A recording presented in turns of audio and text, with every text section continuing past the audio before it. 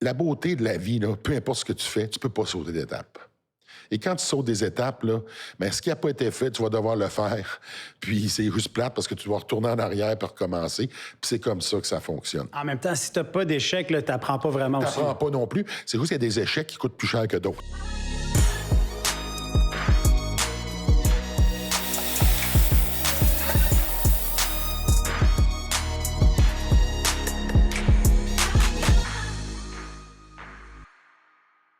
Bonjour, bienvenue à un autre épisode de Un Espresso avec Angelo. Aujourd'hui, on reçoit Hugo Girard, qu'on connaît comme étant l'homme fort du Québec.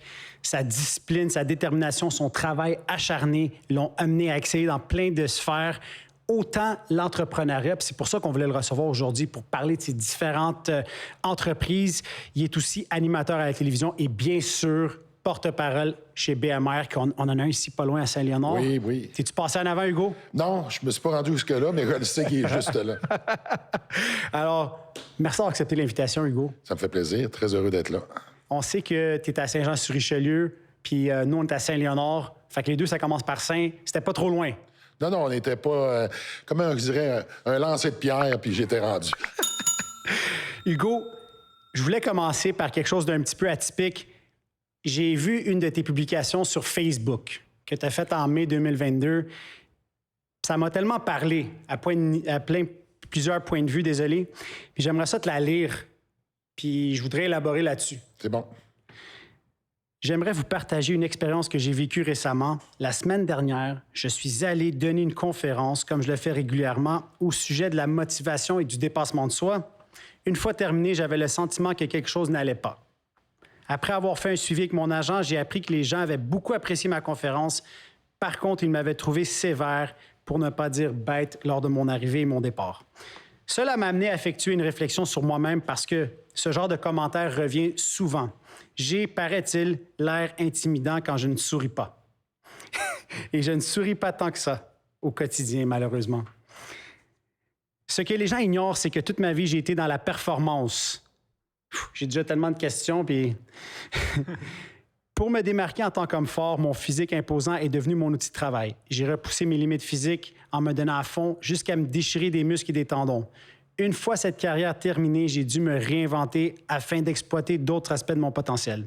J'ai passé ma jeunesse à me faire dire que j'étais un incapable et passé le reste de ma vie à prouver le contraire. Voilà pourquoi donner le meilleur de moi-même est une véritable obsession chez moi, car je vis très mal avec le fait d'être médiocre.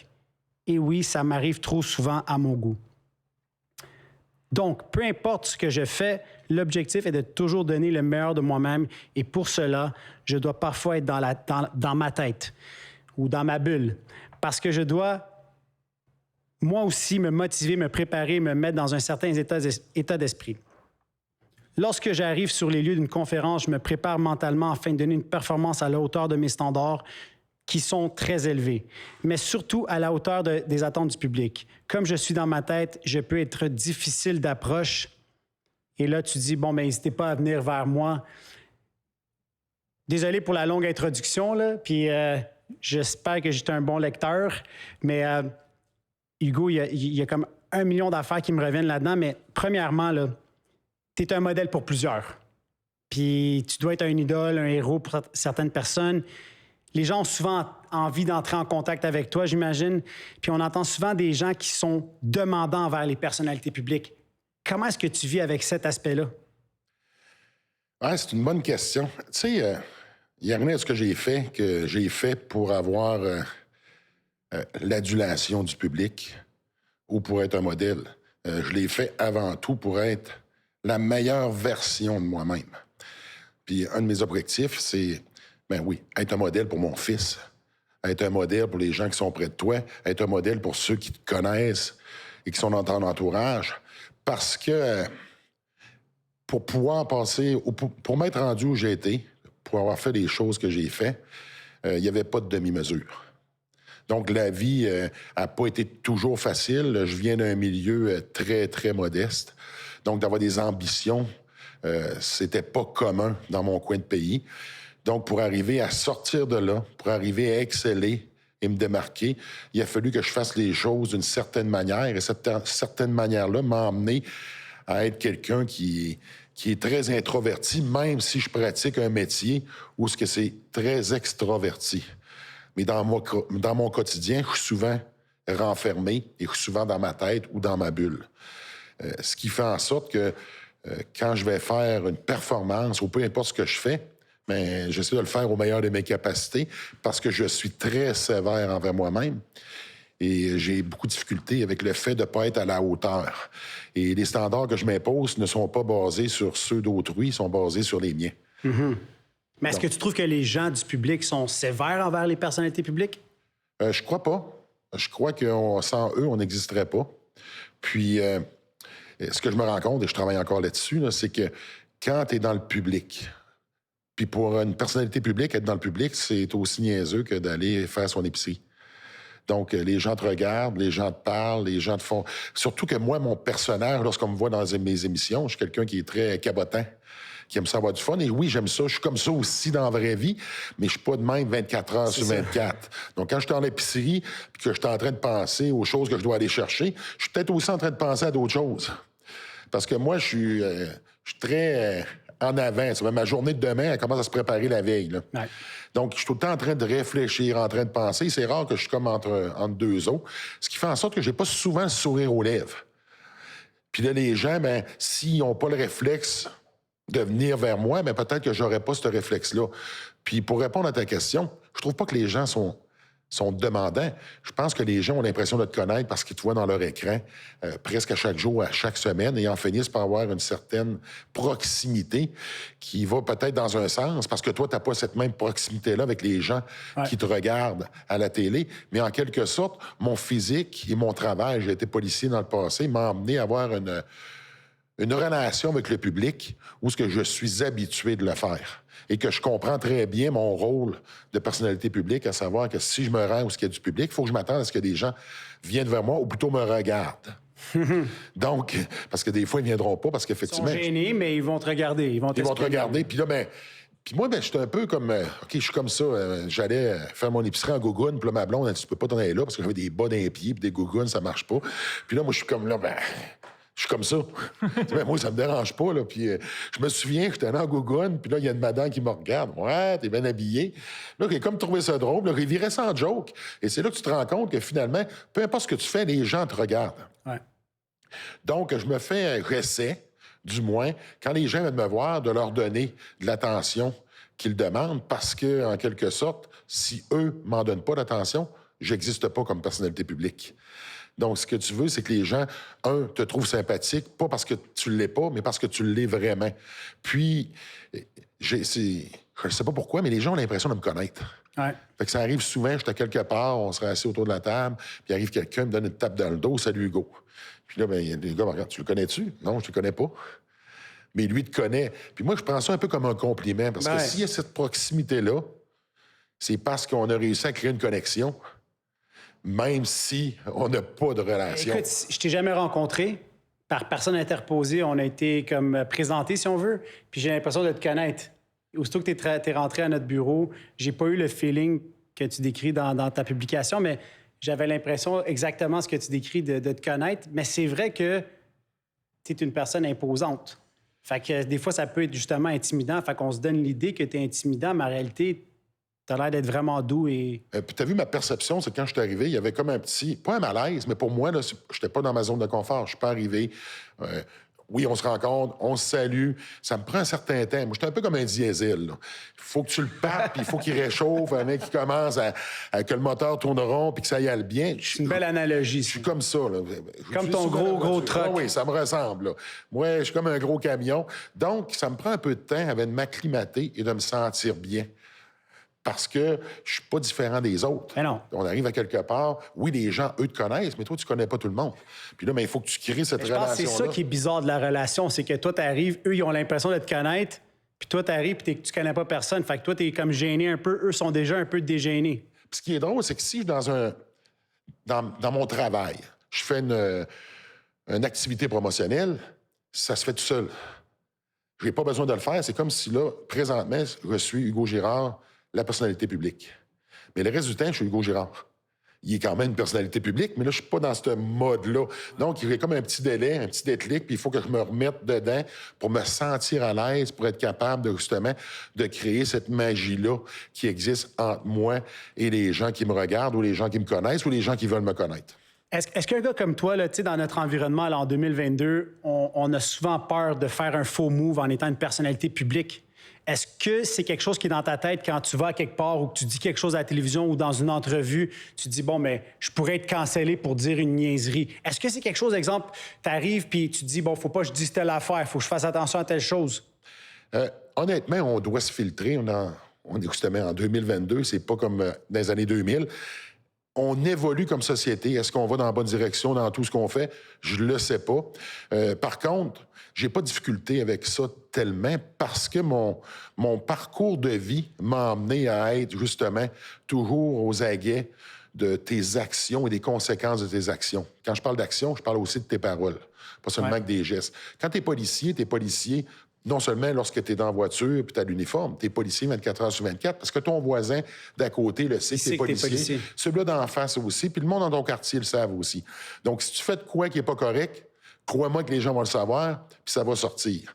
Fait que je suis pas quelqu'un qui a des squelettes dans son placard et d'avoir une ligne directrice, une discipline de vie qui est très stricte.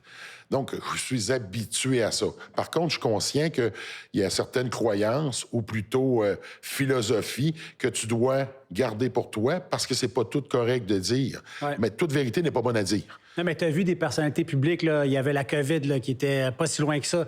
Les gens, ils parlaient qu'ils étaient contre le vaccin, on va les canceller. Tu sais, c'était comme assez stressant d'être une personnalité publique durant ce moment-là puis de pas pouvoir dire tes opinions personnelles parce que tu sais jamais, quelqu'un va reprendre ça puis il va retourner ça à sa façon. Ça, c'est certain. Puis rendu là, ça m'a fait réfléchir parce que c'est un bon point. T'sais. La COVID a venu vraiment mettre, je te dirais, une nouvelle ère où qu'est-ce qui est correct et qu'est-ce qui n'est pas correct et comment ça peut être interprété et surtout les conséquences de tes croyances. Ouais. Puis là, ben, on y va. Je pense qu'il va y avoir un retour du balancier. L'équilibre, c'est pas nécessairement très équilibré. Et là, le balancier est un peu plus d'un côté. Et je crois que ça va revenir. Ce qu'on a vécu à travers le COVID est quelque chose qu'on n'avait jamais vécu avant. C'est même une pandémie, on n'a pas connu, nous autres. Là. Ouais. Même nos parents n'ont pas connu, puis nos grands-parents non plus. Donc, ça remonte à très loin. Fait que ce qu'on a vécu est une première pour tout le monde. On doit s'ajuster. Est-ce que je suis d'accord avec les conséquences qui arrivent? Je crois que c'est très sévère. Au final, c'est ton corps et tu devrais avoir le choix de faire ce que tu veux avec, mais en même temps, ta liberté commence où celle des autres se termine. Donc, le vaccin ici, c'était difficile d'être contre le vaccin. Je pense que le vaccin n'a pas été fait pour contrôler les gens, il a été fait pour sauver des vies. Absolument. Et là, par la suite, ben, c'est comme n'importe quoi, c'est à chacun de faire son propre choix et de vivre avec les conséquences qui viennent avec. Wow! Moi, il y a un bout du passage, je vais le lire pour être sûr de ne pas le mal interpréter, c'est « J'ai passé ma jeunesse à me faire dire que j'étais incapable et passé le reste de ma vie à prouver le contraire. » Premièrement, j'ai trouvé ça vraiment inspirant. Je pense que c'est une partie de toi qu'on connaît peut-être moins. Tu sais, on te suit, c'est quelque chose que je connais moins. Selon toi, pourquoi les gens te traitaient d'incapable quand tu étais jeune? Ou c'est quoi cette mentalité-là? Puis j'ai une deuxième question qui suit. Qu'est-ce que tu dirais à quelqu'un qui se fait dénigrer comme ça présentement? Écoute, moi, je viens d'un milieu, je l'ai dit, modeste. Donc, d'avoir des ambitions, ça fait de toi quelqu'un qui est différent. Fait que prends pour acquis que moi, physiquement, j'étais déjà différent. Mais j'étais beaucoup plus costaud qu'un jeune de mon âge. Donc, être différent à l'adolescence, c'est pas nécessairement... Ça fait pas de toi la personne la plus populaire. Donc, tu te fais déjà mettre à part, déjà d'avoir des ambitions. Moi, à 12 ans, là, je savais ce que je voulais faire. Je disais à ma mère, un jour, je vais devenir l'homme le plus fort du monde. Fait que pendant que les autres jeunes faisaient les affaires que les jeunes font, à l'adolescence, moi, je m'entraînais. Puis moi, j'étudiais. Puis moi, j'avais une vie structurée. J'étais déjà comme un genre de petit soldat. Fait que ce qui me sauvait, c'était ma grosseur. Par contre, si t'as 12, 13 ans, puis t'es plus costaud que les autres, mais là, c'est des jeunes de 17, 18, 19 ans. Donc, c'est eux qu'avec ces gens-là que tu deals. Puis en même temps, mais tes parents. Mais ça part un peu de la maison, d'avoir de l'ambition. Moi, mon père a voulu que je commence à travailler aussitôt que j'étais assez costaud pour le faire. Donc, si à 12 ans, t'as la grosseur d'un adulte, tu devrais travailler. Donc, ça faisait en sorte qu'il me jugeait beaucoup parce que j'avais des comportements d'enfant. Et le fait de vouloir m'entraîner, même si lui s'entraînait, faisait pas l'unanimité tellement. Puis là, au niveau du reste de la famille, tu avais de l'alcoolisme, du tabagisme, de la drogue, tu avais tout le bagage qui vont pas nécessairement avec la direction où ce que je voulais aller. Donc, ça me faisait ressortir... c'est difficile de mettre dans le tête, là, mais prends pour acquis que, avec quoi, tu te penses-tu meilleur que nous autres, toi? Pourquoi toi, tu réussirais? Nous autres, on n'a pas réussi. Sensiblement, cette façon de penser-là, que tu grandis dans un environnement que c'est comme ça. Donc, tu avais peu de gens qui avaient de la croyance, qui allaient te supporter, parce qu'en même temps, tu leur rappelles leur propre position à l'heure où eux, ils étaient, avec les outils qu'ils avaient. Donc, on ne veut pas nécessairement que les autres réussissent dans ce temps-là. Puis là, éventuellement, qu'est-ce que tu fais? Tu gardes ça pour toi parce que tu te rends compte que de partager tes ambitions avec des gens qui ne comprennent pas trop, te rendent pas nécessairement populaire, et en plus, tu te fais déjà isoler de par ce que tu as de l'air, mais c'est encore pire. Fait qu'à un moment donné, tu gardes ça pour toi, puis tu fais tes affaires. Fait que, puis éventuellement, avec le temps, puis en continuant de travailler, puis en restant focusé sur mon objectif, puis tu sais, ce que je voulais faire, là, quand je l'ai mentionné tantôt, c'était pas pour être populaire, c'était pas pour devenir une vedette, c'était pas pour être un modèle, c'était juste pour me prouver à moi-même que j'étais quelqu'un, puis que je pouvais réussir, puis que c'était pas cet avenir-là qui m'attendait. Ce qui se passait par chez moi. Je voulais juste sortir de là. Fait que pour moi, c'était une bouée de sauvetage. L'entraînement est devenu ma bouée de sauvetage sur laquelle je ciblais, puis c'est là que je vais aller, puisque ça va m'emmener quelque part où ce que je vais être en sécurité, puis éventuellement que je vais sortir de cet environnement-là, ou cette mentalité-là et cette façon de penser. Et le message que j'ai à dire, c'est que quand quelqu'un se fait rabrouer, tu le fais pas pour les autres, tu le fais avant tout pour toi-même. Puis le plus beau cadeau qu'ils m'ont fait, là, honnêtement, même si j'aurais aimé ça, vivre d'autres choses que ce que j'ai vécu, ils m'ont donné la force de caractère nécessaire pour arriver à atteindre mes objectifs et de ne pas me mettre de limites. Puis je m'en suis mis longtemps, parce que ça a pris du temps avec que cette transformation-là se fasse. Ça s'est fait, honnêtement, la journée que j'ai été champion du monde, c'est pas le trophée que j'ai gagné, c'est la réalisation que je pouvais accomplir tout ce que je voulais. C'est là que je l'ai su. Avant ça, je ne le savais pas. Avant ça, je travaillais vers ça. Mais quand j'ai été champion du monde, c'est le plus beau cadeau que je me suis fait, c'est de dire « Hey, je l'ai atteint. » Et ça, j'ai fait ça tout seul, sans encouragement, ou à peu près pas. Parce que les encouragements sont arrivés quand tu arrives en haut de la montagne. Ouais.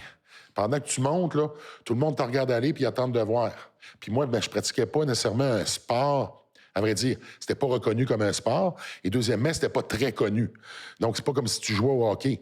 Donc, ça a pris un certain temps avant que le rayonnement se fasse et que tout d'un coup, les gens se mettent à réaliser que tu avais accompli quelque chose d'extraordinaire. Mais à la base, je suis quelqu'un d'ordinaire qui a accompli quelque chose d'extraordinaire. Mais ça, tout le monde est capable de le faire.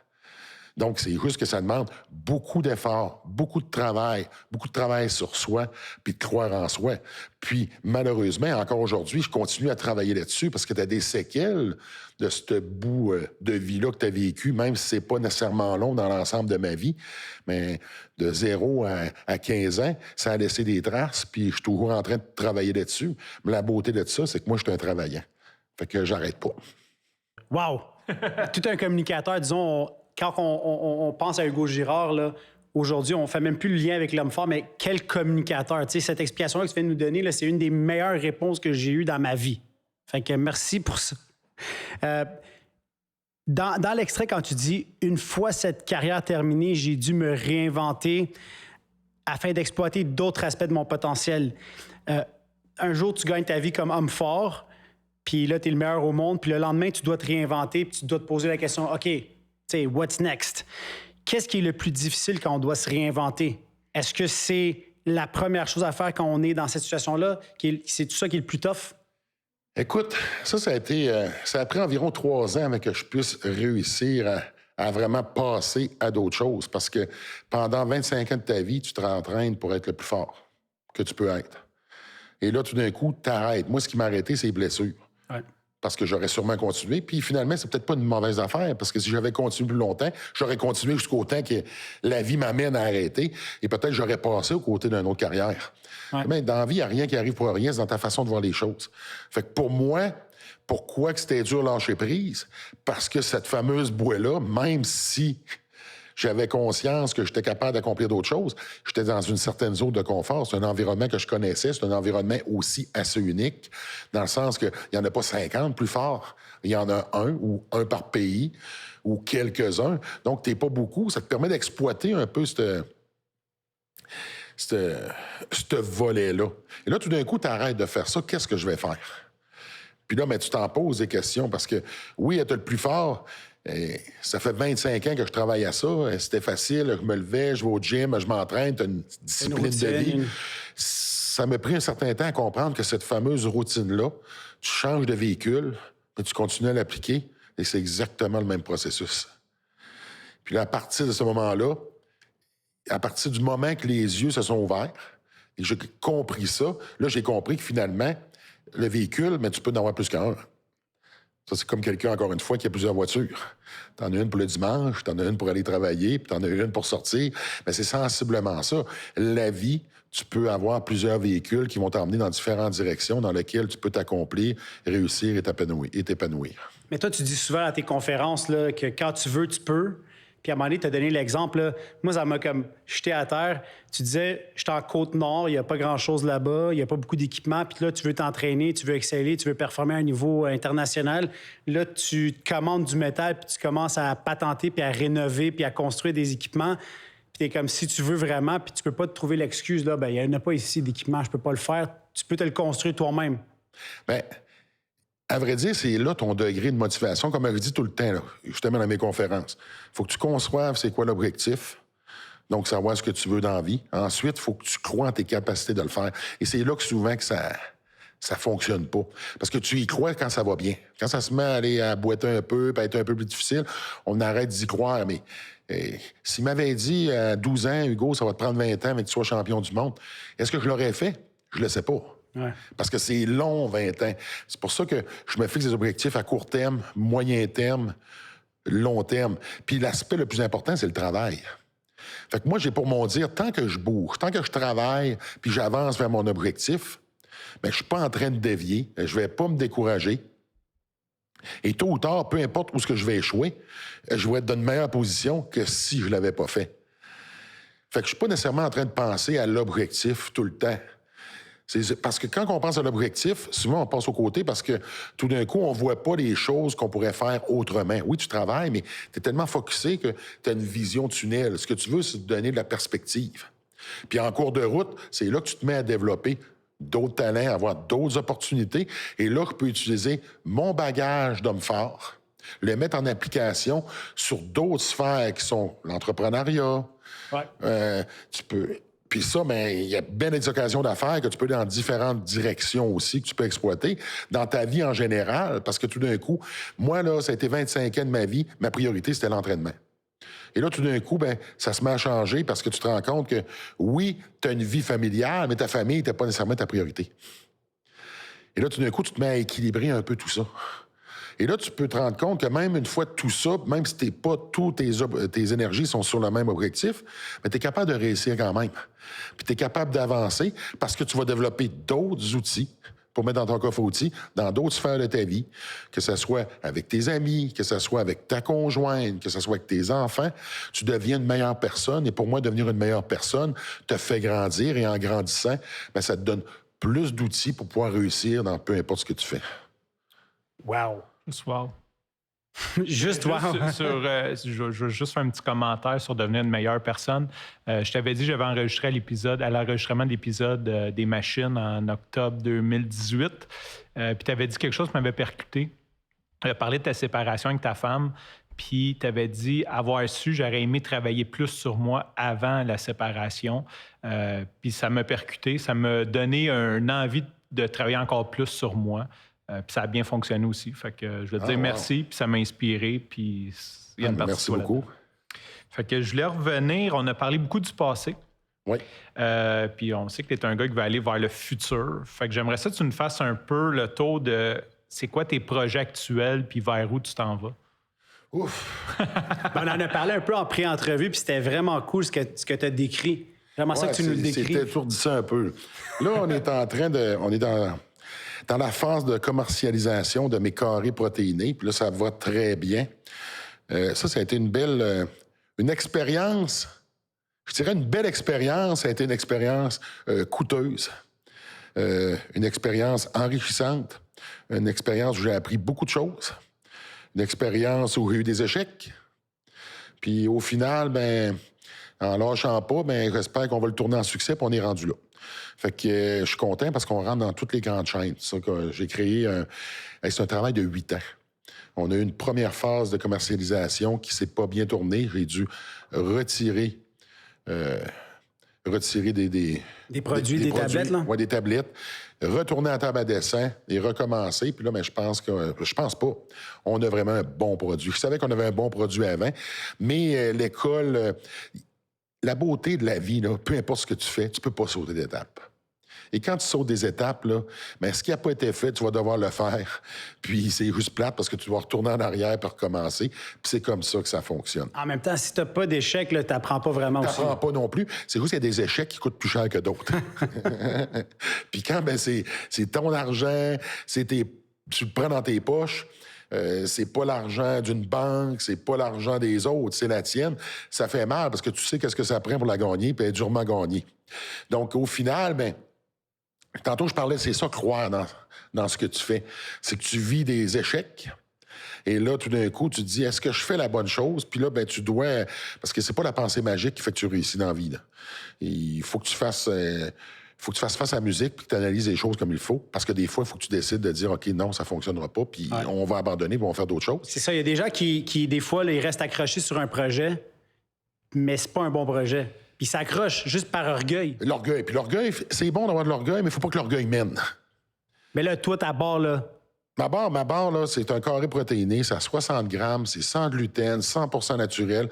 Ça, pour moi, là, c'était mon cheval de bataille, avoir un produit qui était 100% naturel, un produit sans gluten, parce que moi, j'étais intolérant au gluten. Là, on a 12 grammes de protéines, t'as 5 grammes de fibres, très bas taux de sucre. On utilise le miel comme agent de conservation. Donc, le miel non pasteurisé, c'est un produit qui ne vire pas. Ouais. Puis là, j'ai même fait de l'expérience. À un moment donné, j'ai trouvé des barres qui avaient 2 ans dans un de mes sacs d'entraînement. Fait que je la sors, je la mets encore bien belle, bien sec. Je la mets au micro-ondes 10 secondes. Puis elle est revenue sensiblement comme elle était lorsqu'elle sort, puis tu viens de l'avoir. Donc, j'ai trouvé, wow, ça, c'était le fun. Puis j'ai fait l'exercice avec mon agent de développement. J'étais parqué là un matin, puis là, je sors des barres, puis je dis, hey, goûte à ça. Fait que là, il dit, elle est sec. Puis là, je dis rien. Je la mets au micro-ondes, j'en reviens, crème est bonne. Puis là, j'en donne un autre qui était fraîche. Puis il voit pas la différence. Là, j'étais content, là, parce que 2 ans, c'est quand même assez long pour un produit périssable, là. Donc, finalement, tout ça pour dire que là, on est vraiment dans la phase de commercialisation. Ça va bien. On a commencé les pubs. On est dans toutes les pharmacies du Québec. Là, on rentre dans toutes les épiceries. Fait qu'on a un modèle d'affaires qui était vente directe sur hugogirard.com. Puis là, c'est disponible dans des points de vente. Fait que tu as 2...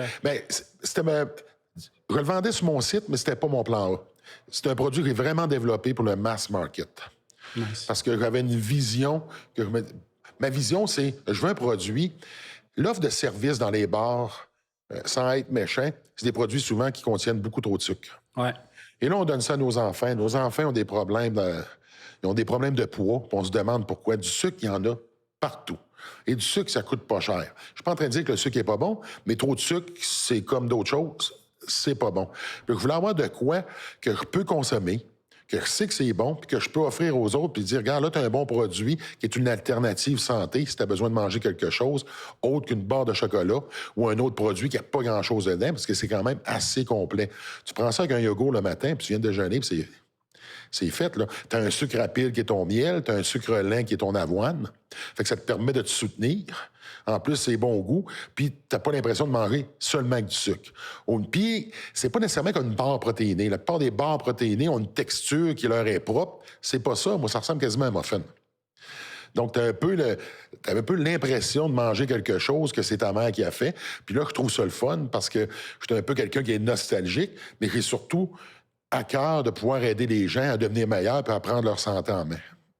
Le REER santé, dans le fond, parce que souvent, on parle de mettre de l'argent de côté pour ta retraite. Puis on en a parlé à un moment donné dans un épisode, il faut que tu mettes aussi un petit peu dans ton REER santé. Oui, ta santé, là, ça, c'est drôle parce que les gens s'en rendent compte seulement lorsqu'ils commencent à avoir des problèmes de santé, comment c'est important. Parce que la vie est belle, puis on peut avoir bien du plaisir, tu peux avoir beaucoup d'argent dans ton compte de banque. La journée que tu n'es plus en santé, là, c'est plate, mais tu n'es plus capable d'en profiter. Parce que si tu n'es pas obligé de rester ici pour avoir des traitements, tu n'es pas en train de voyager puis faire le tour du monde. Puis malheureusement, parfois, tu as passé 80 de ta vie à bâtir cette sécurité-là pour te donner cette alternative-là, cette liberté-là de pouvoir faire des choses que tu as envie d'avoir. Tu as toujours envie de faire. Et malheureusement, parce que tu n'as pas fait attention à ta santé, tu seras peut-être pas en mesure de pouvoir le faire. Donc, je pense que la vie, c'est en tout un équilibre. Fait que oui, j'ai les bars, j'ai parti une ligne de vêtements de travail. Ça aussi, ça va très bien. C'est ce que tu portes en ce moment, non? Ouais, c'est Hugo Strong, ça s'appelle. C'est le même logo, donc il y a une belle convergence. Même mon gym s'appelle Hugo Gym. J'ai une ligne de produits naturels aussi, où je retrouve là, les protéines, les vitamines, les oméga-3. Donc, plein de produits d'entraînement. Et ça aussi, là, on est en train d'entrer partout, dans toutes les pharmacies. Je suis déjà dans toutes les... C'est quoi ton rêve pour ça? Parce que tantôt, tu m'as parlé un petit peu d'un modèle de franchise.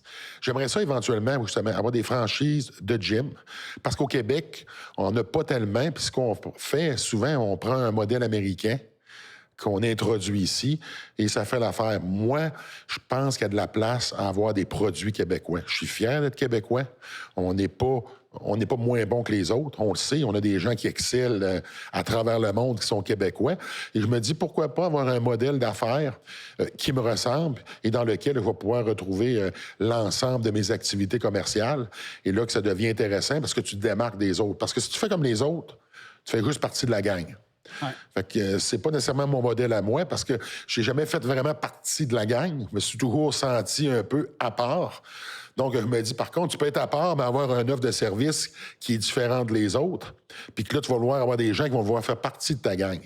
Fait que c'est ça un peu mon rêve. Puis je le vis à travers mes bars, je le vis à travers mes vêtements parce que je touche des gens de différents domaines. Qui font pas nécessairement le même métier, mes vêtements de construction, mais c'est des gens qui travaillent, qui le portent. Mes bars, ben, t'as des gens qui travaillent, t'as des enfants, t'as des plus jeunes, t'as des moins jeunes, ouais. T'as des femmes, t'as des hommes. Donc, touche à l'ensemble de la population. Puis, si on regarde des émissions que je produis ou que je fais, ben ça touche un peu du Madame Tout-le-Monde. Puis c'est ce que je trouve le fun, c'est quand je vois des enfants qui jouent à Kevin et Hugo dans les Renault d'Hugo. Fait que tu fais, wow, c'est pas mal cool, ça. Et là, tout d'un coup, ben, on se souvient pas nécessairement de toi parce que tu as été l'homme le plus fort du monde. Ça va toujours rester, c'est ta carte de visite, mais je pense que je suis plus que ça. C'est juste que c'est plus difficile à faire la promotion de ça parce que l'autre était tellement gros. Mais ce qu'il faut comprendre, si je me suis rendu là, c'est à cause de toutes les autres choses que j'ai à offrir et que j'ai à l'intérieur de moi qu'on connaît pas tant. C'est ce qui a fait de moi l'homme le plus fort du monde.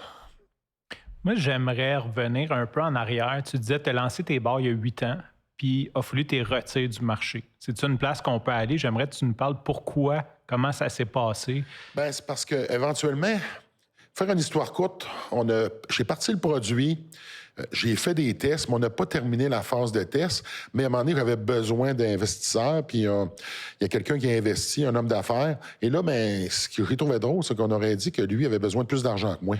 Là, ça pressait, il fallait aller vite. Puis là, il dit, on va faire un genre de test. Fait qu'on est allé dans un salon d'achat. Puis là, ben, on n'avait pas fait tout le processus des tests. Il en manquait un. Puis là, on est allé là-bas, et là, les gens commençaient à passer des commandes, et c'est parti fou. Et là, ben, au niveau de l'usine de production, ça a passé d'un chiffre à 2 chiffres. Et là, on a commencé à avoir des problèmes. Puis, on a eu des problèmes. Pourquoi? Parce que c'est de l'entêtement. Puis, le monsieur avait déjà été dans l'alimentation. Donc, il devait emmener de l'expérience. C'est pour ça que j'ai trouvé ça drôle, parce que tout au long de ça, je me disais, il y a quoi qui cloche? C'est vraiment ça. J'ai l'impression qu'il y a besoin de plus d'argent que moi. Puis, il y en a plus que moi. Fait que peut-être qu'il y avait l'apparence d'en avoir plus. On ne saura jamais. Mais tout ça pour dire qu'éventuellement, il a fallu que je retire le produit parce qu'on avait un problème au niveau de la conservation. Puis il a fallu que j'envoie une mise en demeure parce que là, on est en train de vendre des produits pour les États-Unis. Puis il dit, si on fait ça, on va me brûler.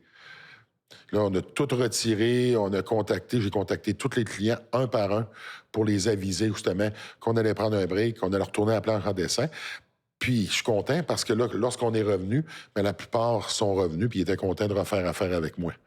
Tu voulais pas te brûler, dans le fond, sur ce produit-là qui n'était pas à la hauteur des standards que tu avais. Exactement. Puis ce qu'il faut comprendre, c'est que c'est des choses qui arrivent. C'est ce qu'on me dit aussi. Tu veux pas que ça arrive, mais moi, je veux vraiment offrir quelque chose qui est différent. C'est que oui, tu pourrais arriver, mettre des agents de conservation dedans, mais là, tu vas perdre... Moi, l'attrait naturel me plaît beaucoup. On est ce que l'on mange.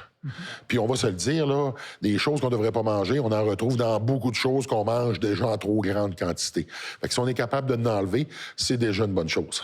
Mais si on parle de ton régime de vie, là, parce que tantôt, tu as parlé, tu te réveilles à 4h30. À 3h, 3h30, 4h, c'est pas mal l'heure du réveil. Je me lève l'hiver, je vais dans le spa 20 minutes.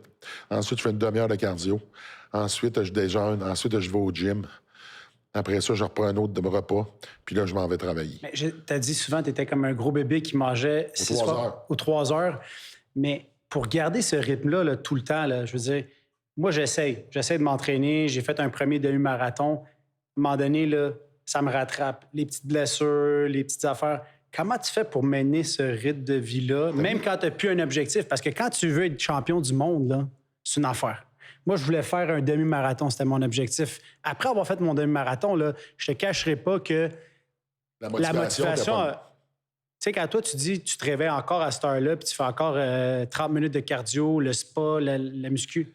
Moi, ma motivation, c'est que ma recette du succès passe par ma forme physique, passe par ma santé mentale puis ma santé générale. Donc, l'entraînement me garde en forme. Mon alimentation me garde en forme et me garde en santé. L'entraînement me garde à avoir une bonne tête, puis ça aide ma santé mentale. J'en ai besoin. Mais tout ça fait en sorte que si j'enlève ça de l'équation, j'aurai pas le même succès que j'ai. Donc, je peux pas l'enlever. Ça fait partie des choses qu'il faut que je fasse. Puis t'as dit un mot. J'essaye. Dans la vie, on n'essaie pas. On le fait. Puis quand on le fait, des fois, ça fonctionne pas. Des fois, ça fonctionne. Mais quand tu essaies quelque chose, tu es pas mal plus proche de l'échec que tu es proche du succès.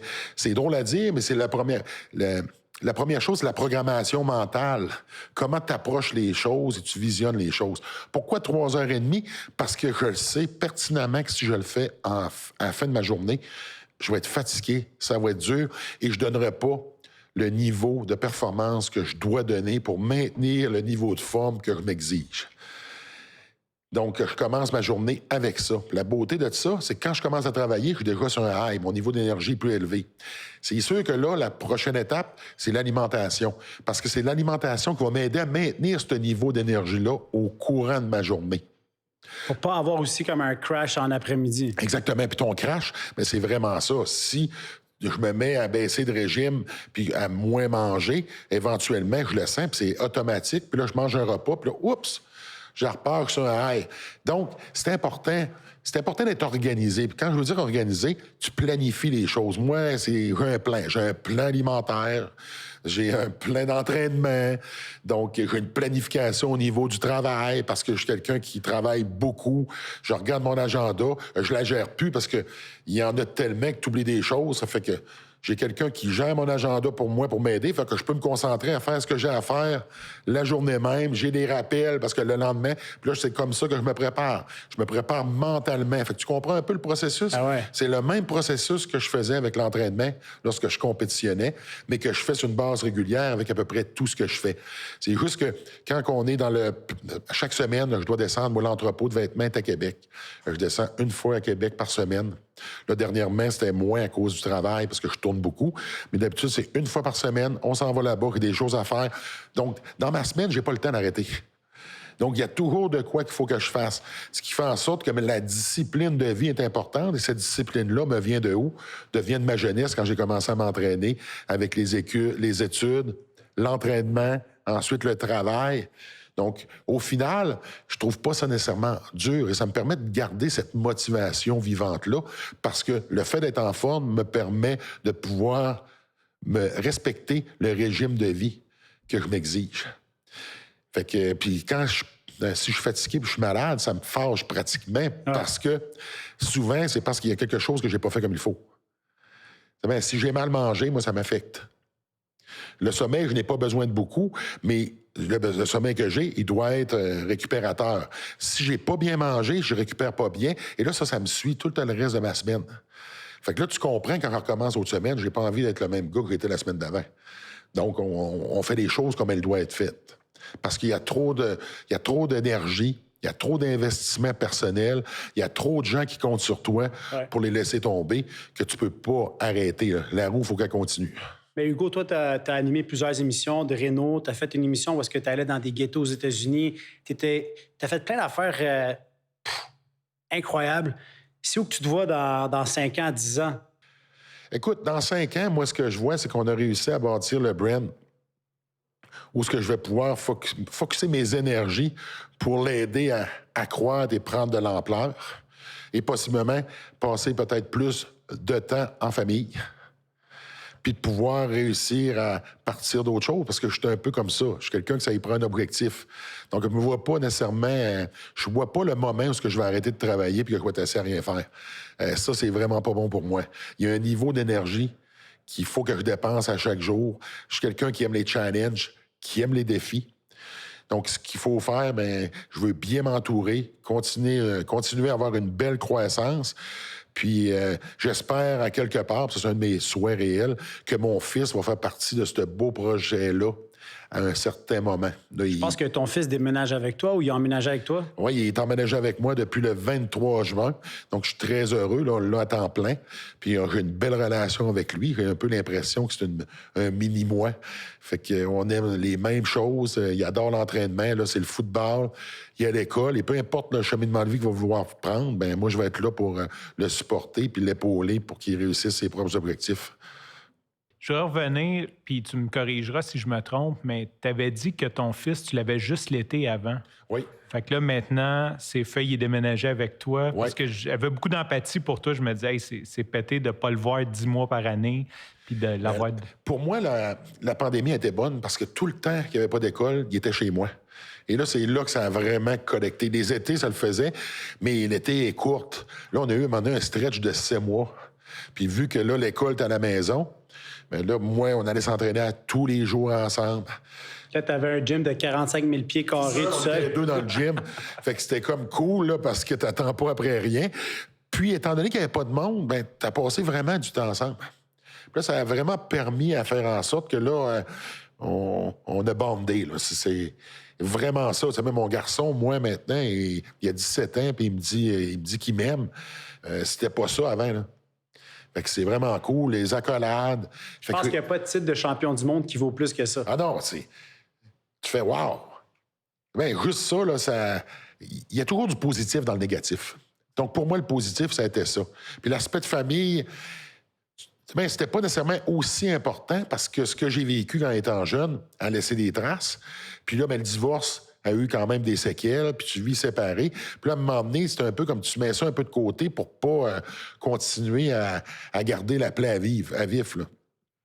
Puis là, quand il est revenu, tu fais « wow, moi, j'aurais envie de l'avoir à temps plein. » Je me souviens, la première fois que j'ai dit ça à mon ex, elle tripait pas. Comment tu vas faire ça? C'est pas une question, il faut que tu me challenges pas. Je vais trouver un moyen. La première été qui est venu rester avec moi, ouais, mais tu travailles tout le temps. Puis quand il est arrivé dans le camion, quand je suis allé chercher, il me dit, ouais, mais là, papa, je vais faire quoi? Tu travailles tout le temps. Fais-toi-en pas, je me suis arrangé. Parce que c'est ça que je fais. Je planifie. Puis après ça, on suit le plan. À la fin de l'été, là, il y avait hâte que ça finisse parce qu'il trouvait qu'il y en avait des affaires à faire. Inquiète-toi pas, tu vas travailler avec moi. Oui, J'ai bien de la job. Mais est-ce que ça serait un de tes rêves? Parce que moi je viens d'une entreprise familiale, puis mon père nous a impliqués quand on était jeunes. Il nous amenait, on travaillait dans les boutiques. Est-ce que c'est quelque chose que tu vas faire avec ton fils, d'essayer de l'impliquer dans tes différentes entreprises? Mon fils, je l'emmène avec moi lorsque j'ai des meetings. Fait que je veux qu'il voit ça. Qui comprennent. Là, il y a des négociations, on a des meetings sur recherche et développement. Je l'emmène, on en parle, il me pose des questions. Parce que c'est les premiers pas vers, mettons, comprendre comment la business fonctionne. Puis en même temps, quand tu comprends comment la business fonctionne, tu comprends aussi comment le monde fonctionne. Parce qu'on va se le dire, c'est pas mal ça qui mène le monde. C'est toujours un rapport d'échange. Ouais. Fait que t'as quelque chose à offrir, qu'est-ce que je vais avoir en retour? C'est plate à dire, mais une relation, c'est un peu ça, à un certain point. À part que tu développes des sentiments, mais tu développes pas une relation avec quelqu'un avec qui t'as pas, qui ça fonctionne pas. Mais en business, c'est sensiblement la même chose. Fait que pour moi, je trouve que c'est le fun. Ça lui permet d'apprendre, de voir le monde dans lequel j'évolue, de comprendre comment ça fonctionne, puis éventuellement, peut-être de l'aider à mieux identifier qu'est-ce qu'il veut faire de sa vie. Tu vois, que si tu deviens chiropraticien, tu vas devoir faire de la business parce que tu offres tes services, il y a un échange, il y a un coût, tu es toujours en train d'en faire, même si c'est pas toi qui opères la clinique. Donc, en quelque sorte, d'être capable de négocier, je pense que c'est quelque chose qui est important dans la vie. Puis moi, j'aimerais vraiment ça un jour que mon fils entre dans l'entreprise parce que ça serait le fun. Je pense que tes parents doivent aimer ça, de voir que tu es impliqué, que ça continue. Écoute, moi, je suis un gars comme ça. Mes chiens, je garde un chiot de mes portées. Parce que pour moi, je connaissais son père, là, je connais celui-là, il va avoir un peu de lui dedans, le comportement est prévisible. Fait que j'ai un peu ce côté-là, là, où je m'approprie les choses, puis je veux qu'il y ait une continuité. Puis là, c'est le fun, puis tu regardes tes livres, puis là, tu vois les photos. Bien, ça, c'est le mien, ça, c'est son père, ça, c'est son grand-père. Puis là, on parle d'animaux, mais c'est le fun. Fait que je pense qu'au niveau de la famille, c'est le fun aussi de mettre ça sur un piédestal. Puis là, ben, on a dit même ma relation, je l'ai manquée, tu as une autre relation, mais tu veux pas la manquer, celle-là, tu vas travailler plus fort. Bien, si j'ai un regret dans la vie, c'est que j'aurais dû travailler plus fort sur bien des choses. Fait que là, ben, on va arrêter de vivre dans le passé. Ce qui suit, on va mettre le niveau d'effort qu'on doit mettre. Quelle conversation enrichissante. Je m'attendais vraiment à... Ben, en tout cas, c'était à la hauteur de ce que je m'attendais, disons. Puis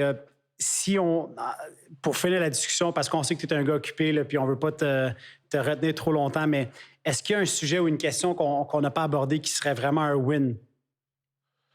Maudite bonne question. Honnêtement, je n'en ai pas qui me viennent en tête. Je pense que vous avez fait une belle job de sortir de ma zone de confort d'entrevue. C'est rare qu'on ait nécessairement cette latitude-là de pouvoir parler, puis aller si loin, puis de s'exprimer. Fait que j'ai vraiment adoré ça. Merci beaucoup. Merci. Ça me touche d'entendre ça. Angelo aussi, il le dira peut-être pas, mais c'est ce qu'on veut créer, cette espèce de safe zone-là, puis d'aller peut-être où ce que les autres sont pas allés, au lieu de toujours faire répéter les mêmes choses. Fait que merci, ça me touche que tu dises ça. Ben, ça me fait plaisir. Hugo, merci. Puis j'espère qu'on va garder un bon contact. Puis, wow, je suis à terre. C'est un rap. Je n'ai plus rien à dire. Je suis sans mots.